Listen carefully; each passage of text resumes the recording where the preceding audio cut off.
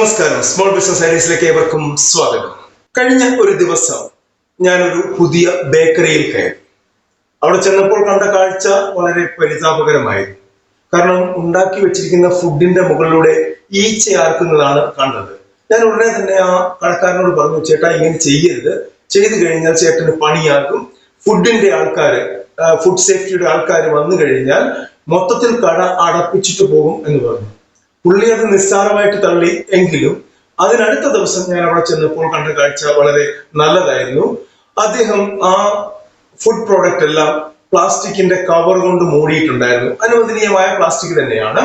പിന്നെ സാൻഡ്വിച്ച് പോലെയുള്ള സാധനങ്ങളൊക്കെ തന്നെ അത് ഹീറ്റ് പ്രസ് ചെയ്തിട്ടുണ്ടായിരുന്നു. തീർച്ചയായിട്ടും ഈച്ച അപ്പോഴും അവിടെ ഉണ്ട്. എന്നാൽ ഈ ഫുഡിലൊന്നും അത് ടച്ച് ചെയ്യുന്നില്ല എന്നുള്ളത് വളരെ നല്ലൊരു കാര്യമായിരുന്നു. ഈ ഫുഡിൽ ടച്ച് ചെയ്തുകൊണ്ടിരുന്ന സമയത്തും ആ ഫുഡ് വാങ്ങിക്കേണ്ടി വന്നു എന്നുള്ളത് ഏവർക്കും പറ്റുന്ന ഒരു കാര്യമാണ്.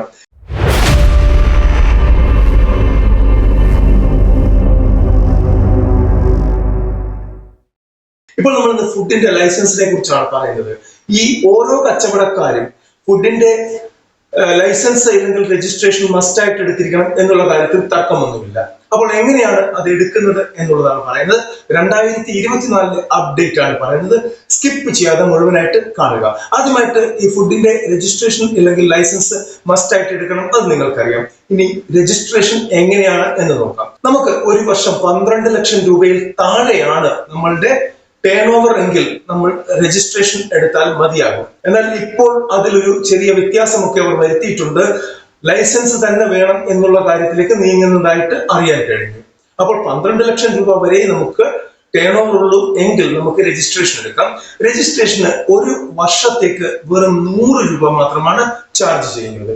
അതായത് 5 വർഷത്തേക്ക് നമുക്ക് എടുക്കാം. 500 രൂപ നമ്മളുടെ ചാർജ് ആണ്.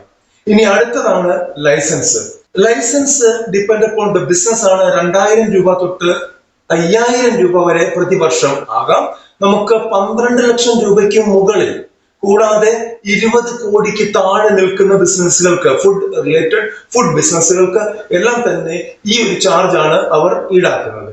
ഈ 2000 രൂപ മുതൽ 5000 രൂപ എന്ന് പറഞ്ഞു, അത് ഡിപ്പെൻഡ് അപ്പോൺ ദ ബിസിനസ് ആണ്. മാനുഫാക്ചറിങ് ആണോ, ട്രേഡിംഗ് ആണോ, സ്റ്റോറേജ് ആണോ എന്നൊക്കെയുള്ള കാര്യങ്ങളിൽ ഒരു വ്യക്തത വന്നെങ്കിൽ മാത്രമേ ആ എമൗണ്ട് നമുക്ക് കൃത്യമായിട്ട് പറയാൻ കഴിയുകയുള്ളൂ. ഇനി നമ്മൾ അറിയാത്ത ഒരു ലൈസൻസ് കൂടെയുണ്ട്. സെൻട്രൽ ലൈസൻസ് എന്ന് പറഞ്ഞ് FSSAIക്ക് ഒരു പരിപാടിയുണ്ട്. അതായത് 20 കോടിക്ക് മുകളിൽ ആനുവൽ ടേൺ ഓവർ ഉള്ള ബിസിനസ്സുകൾക്ക് വേണ്ടിയുള്ളതാണ് അത്. പിന്നെ അത് കൂടാതെ തന്നെ എക്സ്പോർട്ട് ഇമ്പോർട്ട് ഒക്കെ ചെയ്യുന്ന ആളുകൾക്ക് ഉള്ള ലൈസൻസ് ആണ് അത്. അങ്ങനെയുള്ളവർക്ക് സെൻട്രൽ ലൈസൻസ് മാൻഡേറ്ററി ആണ്.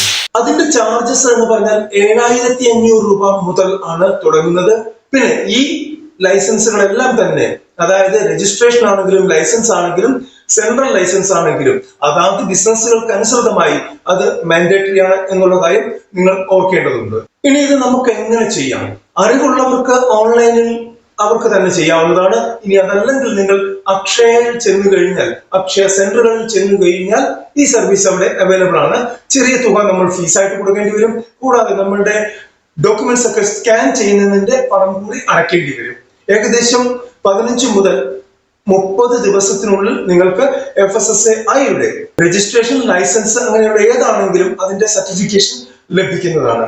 നിങ്ങൾക്ക് അതിന്റെ വെബ്സൈറ്റ് ഞാൻ താഴെ ഡിസ്ക്രിപ്ഷൻ ബോക്സിൽ കൊടുക്കുന്നുണ്ട്. അതിൽ കയറി കൃത്യമായിട്ടുള്ള കാര്യങ്ങൾ തിരക്കാവുന്നതാണ്. ഇനി ഈ പറഞ്ഞ കാര്യങ്ങളിൽ ചെറിയ വേരിയേഷനും ഒക്കെ വരാവുന്നതാണ്. അങ്ങനെയാണെങ്കിൽ നിങ്ങൾ നിങ്ങളുടെ ജില്ലയിലുള്ള FSSAIയുടെ ഓഫീസിൽ പോയി കഴിഞ്ഞാൽ കൃത്യമായിട്ടുള്ള അപ്ഡേറ്റഡ് ആയിട്ടുള്ള വിവരങ്ങൾ അവിടെ നിന്ന് നിങ്ങൾക്ക് ലഭിക്കും. നന്ദി, നമസ്കാരം.